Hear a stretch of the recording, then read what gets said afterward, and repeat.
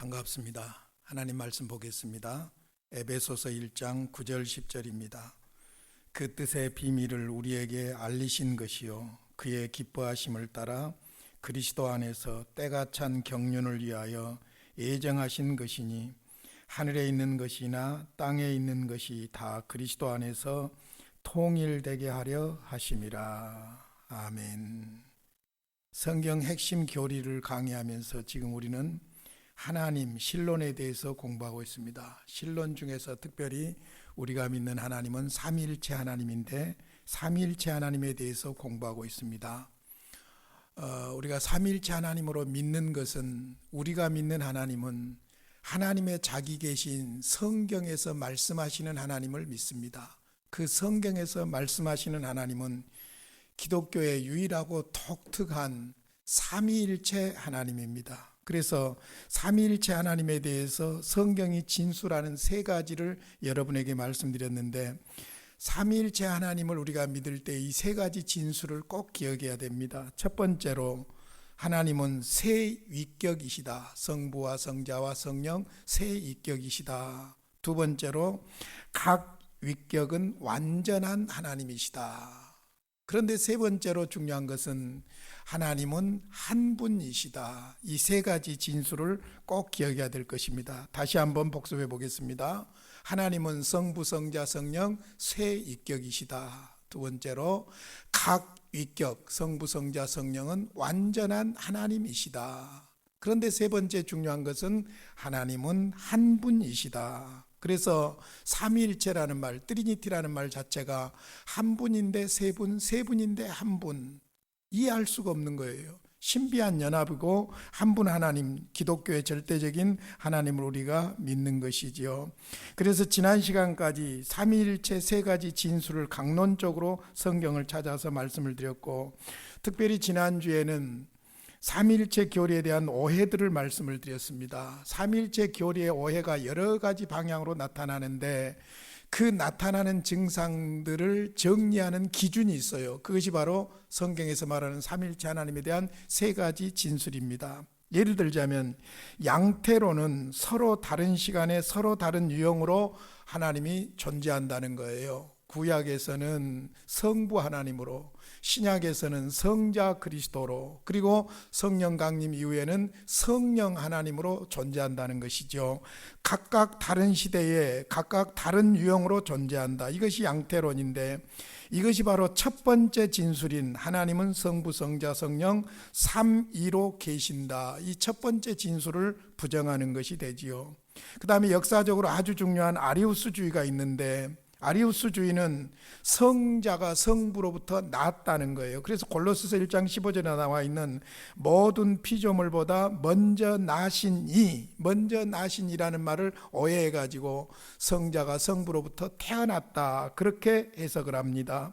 그리고 요한복음 3장 16절 등에 보면은 독생자라는 말이 나오는데, 독생자, 아들 개념을 오해를 했어요. 독생자를 모노게네스라고 그러는데, 모노를 온리로 본 것이고 게나오를 나타, 비어로 본 거예요. 그게 아니고 모노게네스에서 모노는 하나라는 것이죠. 원이에요, 원. 게네스는 클래스, 급이나 종류를 말하는데, 그러므로 모노게네스는 동질이라는 말이죠. 성자는 하나님이다. 이것이 요한복음의 아주 중요한 부분이죠. 그래서 니케아 회의에서는 출생하셨으나 창조되지 않았다. 성부와 성자는 동질 하나님이시다라고 하는 것을 강조하고 있죠.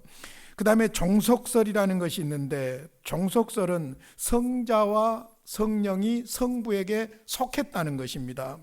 그래서 이것은 두 번째 진술인 각 위격은 완전한 하나님이시다, 이것을 부정하는 것이죠. 그러니까 아리우스주의도 각 위격은 완전한 하나님이시다를 부정하는 것이고, 종속설도 두 번째 진술인 각 위격은 완전한 하나님이시다를 부정하는 것이 됩니다. 그 다음에 이제 삼신론이라는 것이 있어요. 삼신론은 문자 그대로 석삼, 귀신신, 그래서 세 하나님이라는 것이죠. 성부도 하나님, 성자도 하나님, 성령도 하나님. 그러다 보니까 제 두 번째 진술에 대해서 긍정적인 것 같지만은 결론은 하나님은 한 분이시다라고 하는 세 번째 진술을 부정하는 것이 되는 거예요. 그러니까 삼위일체에서 오해가 생겨나는 모든 부분들은 하나님은 한 분인데 세 분이다, 세 분인데 한 분이다, 이것을 인간적으로 이해하려다가 생겨나는 문제들이었다고 볼 수 있지요. 자, 오늘부터 다음 주까지는 성부, 성자, 성령 사이에 존재하는 구별성에 대해서 좀 말씀을 드리려고 합니다. 이 부분이 아주 중요하면서도 위험한 부분이라고 볼 수 있는 것이죠. 성부, 성자, 성령 사이에 존재하는 구별성이 무엇인가? 만약 삼일체 각 위격이 모두 완전한 하나님이라면, 또한 각 위격이 한 하나님의 모든 속성을 완전하게 공유하고 있다면 삼일체 내 위격 간에 어떤 차이점도 없다는 것인가, 있다는 것인가, 이 구별에 대해서 말씀을 드리려고 하는데, 성부, 성자, 성령 사이에 존재하는 구별성에 대해서 요약을 해보면 먼저 세 가지로 요약을 할 수가 있어요. 첫 번째로는 삼위일체의 위격은 세상과 관련하여 서로 다른 역할과 기능을 가지고 있다. 이것이 첫 번째입니다. 두 번째로는 삼위일체의 각 위격들은 영원부터 성부, 성자, 성령으로 존재한다는 겁니다. 영원부터, 이 말이 중요해요. 그 다음에 세 번째는 아주 중요한데, 세 위격과 하나님의 존재 사이의 관계성은 어떤 관계를 가지고 있는가, 이 부분이 아마 가장 정확하게 이제 말씀을 드릴 수 있는 기회가 될 것입니다. 그래서 이 세 가지 중에서 오늘은 삼위일체의 위격은 세상과 관련하여 서로 다른 역할과 기능을 가지고 있다, 이 부분에 대해서 말씀을 드리려고 합니다. 성경은 하나님께서 세상과 관계를 맺는 방식, 세상과 관계를 맺는 방식, 즉 창조와 구속에 대해 성경이 말할 때 삼위일체 위격은 서로 다른 역할과 및 행동을 한다고 계시합니다. 이를 삼위일체 경륜이라고 그래요. 경륜이라는 말이 이코노미, 경제라는 말입니다. 그러니까 이코노미 오브 더 트리니티, 삼위일체의 경륜이라고 하는데, 여기에서 경륜, 이코노미, 경제라는 말은 전통적인 개념이 뭐냐면은 행위들의 배치, 행동들의 정리, 그런 의미입니다. 그러니까 경륜적 삼위일체는 세상과 관계를 맺을 때 각 위격이 서로 다른 방식으로 행동한다는 것입니다. 역할과 행동의 문제죠. 세상과 구속과 관계에서는 역할과 행동을 다르게 하신다는 것이지요. 그래서 두 가지로 구체적으로 보겠습니다. 세상과 관련한다고 했으니까 하나님의 창조 사역에 나타난 삼위일체 하나님의 경륜적인 행동과, 그 다음에 구속에 나타난 삼위일체의 경륜을 보겠는데, 먼저 하나님이 창조 사역에 나타난 경륜적 삼위일체를 한번 보겠습니다. 성부 하나님께서는 이 세상에 존재하는 모든 존재들을 만들기 위해서 창조적 언어로 말씀하셨습니다. 그러나 창조적 언어로 말씀하신 그분이 곧 성자 하나님이셨고, 그분이 곧 창조 사역을 수행하신 하나님의 말씀이셨습니다. 구체적으로 말씀드린다면 성부 하나님이 말씀으로 세상을 창조했어요. 그런데 성자 하나님은 말씀 그 자체로서 세상을 창조했다는 겁니다. 이것을 이제 성경적으로 정리를 좀 해드려 볼게요. 창세기 1장 3절 보겠습니다. 하나님이 성부 하나님이죠. 하나님이 이르시되, 말씀입니다. 빛이 있으라 하시니 빛이 있었고, 6일 창조가 이 말씀 창조였죠. 이르시되, 말씀하시기를, 그 말이에요. 성부 하나님은 말씀으로 세상을 창조했어요. 그런데 요한복음 1장 3절에 창조의 성자의 역할이 나옵니다.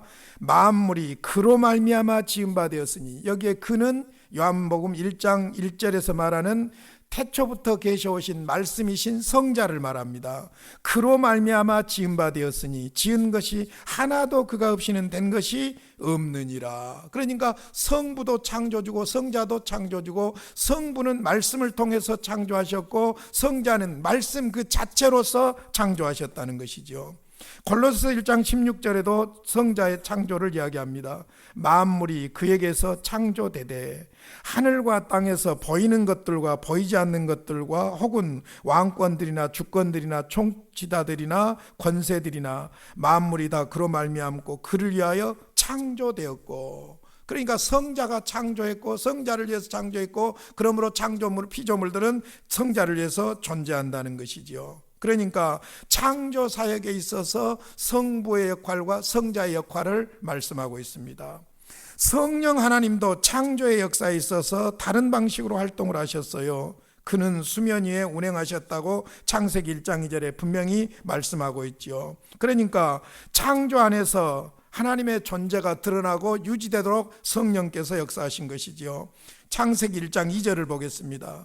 땅이 혼돈하고 공허하며 흑암이 깊음 위에 있고 하나님의 영은 수면 위에 운행하시니라. 하나님의 영, 성령이죠. 성부 하나님이 말씀으로 창조하시고 성자 하나님이 말씀으로서 창조하시고 성령 하나님은 수면 위에 운행하셨다.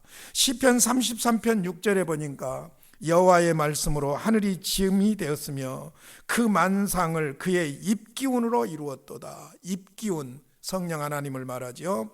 그러므로 시편 139편 7절에 보면 내가 주의 영을 떠나 어디로 가며 주의 앞에서 어디로 피하리까. 성부, 성자, 성령 하나님이 한 하나님인데 창조 사역에 있어서 역할이 달랐다는 거예요. 성부 하나님은 말씀으로 창조하시고 성자 하나님은 말씀 자체로서 창조하시고 성령 하나님은 수면 위에서 운행하셨고, 그러므로 창조 사역에 있어서 성부와 성자와 성령의 역할이 달랐던 것이죠. 그 다음에 이제 구속 사역, 하나님의 사역 중에 창조와 구속이 굉장히 중요하죠. 나중에 하나님의 존재 삼일체가 다 끝나면은 이제 하나님의 사역에 대해서 말씀을 드릴 것입니다만은 사역의 중요한 부분이 창조와 구속인데 지금까지 창조에 대해서 말씀을 드렸어요. 이제 하나님의 구속 사역에 나타난 경륜적인 삼일체를 보겠습니다. 먼저 성부 하나님은 구원 사역을 계획하셨고 성자 그리스도를 이 땅에 보내셨습니다.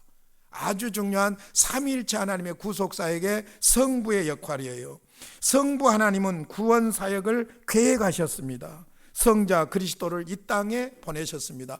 계획하시고 그 계획을 이루기 위해서 성자 하나님을 보내신 역할을 성부 하나님이 하신다는 것이죠. 잘 아시는 대로 요한복음 3장 16절 하나님이 세상을 이처럼 사랑하사 독생자를 주셨으니 이는 그를 믿는 자마다 멸망하지 않고 영생을 얻게 하려 하심이라. 영생을 얻게, 구원 계획이죠. 누가? 하나님이. 기획자가 하나님이에요. 누구를 보내셨습니까? 독생자를 보내셨다. 세상에 보내셨다.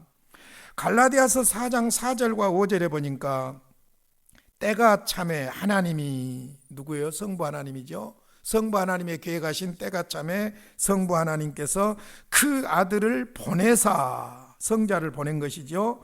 여자에게서 나게 하시고 율법 아래 나게 하신 것은 율법 아래 있는 자들을 속량하시고 우리로 아들의 명분을 얻게 하려 하심이라. 성부 하나님이 계획하신 때가 참에 아들을 여자의 몸에서 태어나게 하셨고 그 아들을 통해서 우리를 하나님의 자녀들로 삼으시려고 했다는 것입니다. 에베소서 1장 9절 10절입니다. 그 뜻의 비밀을 우리에게 알리신 것이요 성부가 아들을 보내심으로 그 경륜, 구원 경륜을 알리신 것이지요.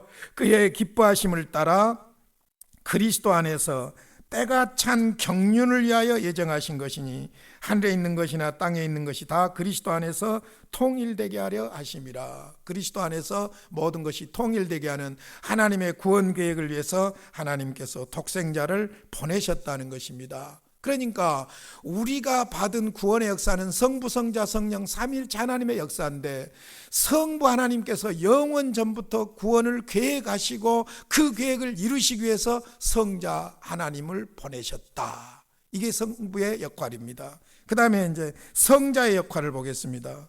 성자 그리스도는 아버지의 뜻에 순종했고 우리의 구원을 성취하셨습니다. 역할이에요. 성자의 역할이에요. 아버지의 계획대로 구원을 성취하시는 거예요. 아버지의 뜻에 순종해서 아버지의 구원 역사를 성취하시는 것이죠. 그것이 바로 십자가와 부활이죠. 자, 요한복음 6장 38절 39절 보겠습니다. 예수님이 하신 말씀이에요.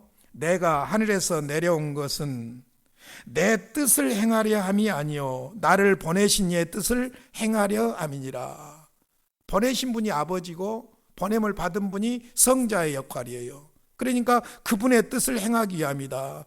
나를 보내신 이의 뜻은 내게 주신 자 중에 내가 하나도 잃어버리지 아니하고 마지막 날에 다시 살리는 이것이니라. 아버지가 구원하고자 하는 자들을 다 구원하고 살리는 이 일을 위해서 성자께서 오셨다는 것입니다. 그래서 성자 예수님이 하시는 일이 무엇이냐? 하나님의 구원을 이루시기 위해서 십자가에서 죽으시고 부활하신 거예요. 히브리서 10장 5절로 7절입니다. 그러므로 주께서 세상에 임하실 때 이르시되 하나님이 제사와 애물을 원하지 아니하시고, 구약의 제사 제도를 말하죠. 오직 나를 위하여 한 몸을 예비하셨도다. 성자가 인간의 몸을 입고 오신 것을 말하죠. 번제와 속죄제는 기뻐하지 아니하시나니, 구약의 제사 제도를 말합니다. 이에 내가 말하기를 하나님이여 보시옵소서, 두루마리 책에 나를 가리켜 기록된 것과 같이 하나님의 뜻을 행하려 왔나이다 하셨느니라. 예수님이 죄인들을 대신해서 십자가에 죽으신 것은 성부 하나님의 구원 계획을 이루시기 위함이에요. 그러니까 우리가 기억해야 될 것이 있습니다. 우리가 구원받은 것은 성부 하나님이 계획하셨고, 성자 예수님께서 십자가에서 우리 죄를 대신해서 죽으심으로 구원이 성취된 거예요. 그럼 우리가 믿는다는 것은 무엇을 말하느냐? 그 십자가에 죽으신 예수님을 믿는다는 거예요. 그러므로 구원받는다는 것이죠. 성부 하나님은 우리를 위해 보냄을 받지 않았습니다. 우리를 위해 죽지도 않았습니다. 성령 하나님 또한 마찬가지였습니다. 이 구속 사역은 성자 그리스도의 특별한 사역이었어요. 성부의 계획에 따라 보내심을 받고 보내심의 목적대로 십자가에서 죄인들을 위해서 죽으심으로 구원을 성취하시는 역할, 이것이 바로 성자의 역할이었다는 것이죠. 그렇다면 성령의 역할은 어떠합니까? 성자 그리스도가 다시 하늘로 올라가신 후에 성령 하나님이 구원 사역을 우리에게 적용시키기 위해서, 여기에서 중요한 단어가 적용이에요. 성부 하나님이 계획하시고 보내셔서 성자 하나님이 십자가에서 성취해 놓은 구원을 나의 구원으로 적용시키도록 하기 위해서 성령을 보냈는데, 어떻게 보냈느냐? 성부와 성자로부터 성령이 보냄을 받습니다. 자, 이 말도 굉장히 중요해요. 소위 니케아 회의에서 이것도 문제가 된 겁니다. 성령이 성부로부터 보냄을 받았느냐, 성자로부터 보냄을 받았느냐, 성령이 성부와 성자로부터 보냄을 받았느냐, 이거예요. 근데 성경은 분명히 말하고 있죠. 이제 소개해 드리겠습니다마는 아버지께서 성자를 통해서 성령을 보내신 거예요. 그러니까 성부와 성자가 성부의 계획과 그 다음에 성자의 성취를 적용시키려고 성령을 보내신 거예요. 자, 성경으로 정리해 드리겠습니다. 요한복음 14장 26절입니다. 보혜사 곧 아버지께서 내 이름으로 보내실 성령. 보혜사는 성령이죠. 어떻게 보낸다고요? 아버지께서 내 이름으로 보내실 성령, 아버지께서 성부께서 내 이름으로 성자의 이름으로 보내실 성령, 그가 너희에게 모든 것을 가르치고 내가 너희에게 말한 모든 것을 생각나게 하리라. 하나님의 구원 역사와 계획과 성자의 십자가의 구원 성취, 이 모든 사건을 알게 하고 깨닫게 하고 믿게 하실 분이 누구냐? 성령 하나님이라는 것이죠. 요한복음 16장 7절입니다. 그러나 내가 너희에게 실상을 말하느니 내가 떠나가는 것이 너희에게 유익이라. 내가 떠나가지 아니하면 보혜사가 너희에게 오시지 아니할 것이요 가면 내가 그를 너희에게로 보내리니. 제자들이 염려하고 두려워하고 있을 때에 내가 가야 성령께서 오신다, 내가 감으로 성령이 보냄을 받는다, 그래서 너희에게 더 유익하다, 그렇게 말씀하고 있는 것을 볼 수 있습니다. 그러니까 세상과 관련해서, 다시 말하자면 창조와 구속과 관련해서 성부, 성자, 성령 하나님의 역할이 다르다는 것, 이걸 이코노미, 경륜, 경제로 풀이하고 있다는 것입니다. 자, 여기서 이제 성령의 역할을 여러 가지로 정리할 수 있어요. 예수 그리스도를 구주로 믿고 영접하는 것도 성령의 역할이고, 믿고 영접한 이후에 그리스도인의 삶은 성령을 따라 사는 삶이에요. 모든 삶이 성령을 따라 그리스도에게로 인도함을 받는 삶을 살게 되는 것이죠. 그런데 성령의 대표적인 사역을 세 가지로 든다고 하면은, 첫 번째가 중생이고, 두 번째가 성화, 거룩하게 하심이고, 세 번째가 사역하게 하는 거예요. 자, 첫 번째 봅시다. 성령 하나님의 특별한 사역은 우리를 거듭나게 하시고 새로운 영적인 삶을 허락하십니다. 여러분, 내가 믿고 회개하니까 구원받은 것이 아니에요. 사실은 엄격하게 말하자면 하나님의 때가 되니까 성령께서 내 마음을 열어서 하나님의 구원 계획이신 그리고 성취하신 예수를 깨닫게 하고 믿게 하고 받아들이게 한 거예요. 그러니까 구원은 기적입니다. 기적. 성령의 역사하심이 우리 안에서 일어나지 않으면 이 기적은 일어날 수가 없는 거예요.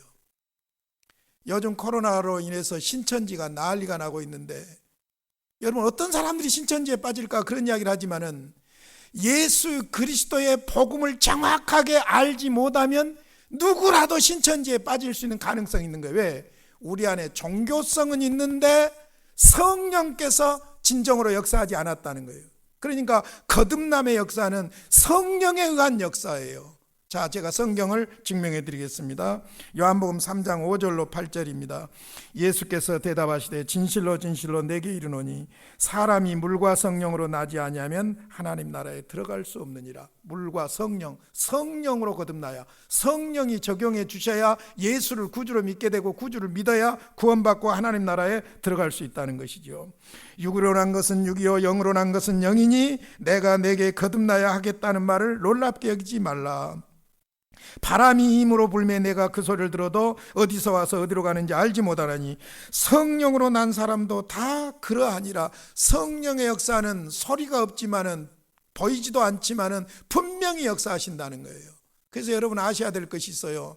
성부 하나님이 계획하신 구원의 놀라운 경륜, 영원 전부터 있는 놀라운 경륜, 그 경륜대로 보냄을 받아서 십자가에서 친히 내 죄를 대신해서 죽으심으로 구원을 성취해 주시는 그 구원, 영원한 구원이 내 구원이 되도록 내 안에 오셔서 역사해 주시는 분이 누구냐? 성령 하나님이에요. 엄격하게 말하면 아무나 예수 믿을 수 있는 거 아니에요. 성령께서 역사해 주셔야 되는 거예요. 그러니까 성령으로 말미암아 거듭나는 것이죠. 그래서 고린도전서에 보면 누구든지 성령으로 아니하고는 예수를 주로 시인할 수 없다고 그랬어요. 예수 그리스도를 구주로 아무나 시인할 수 있는 것이 아니에요. 성령으로만이 가능하다는 것이죠. 바로 성령이 구원을 우리 안에 적용해 주시는 첫 번째 대표적인 사역이라고 볼 수 있어요. 그 다음 이제 두 번째 사역이 뭐냐면은 우리가 그리스도인으로서 거룩한 삶을 살아가도록 성령이 도와주십니다. 그것을 교리적으로 성화라 그러지요. 로마서 8장 13절 14절 보겠습니다. 너희가 육신대로 살면 반드시 죽을 것이로되 영으로서 몸의 행실을 죽이면 살리니 무릇 하나님의 영으로 인도함을 받는 사람은 곧 하나님의 아들이라. 성령에 의해서 예수를 믿어 하나님의 자녀가 되고 하나님의 자녀가 된 사람들은 이제부터 성령의 인도함을 따라 살게 된다는 거예요.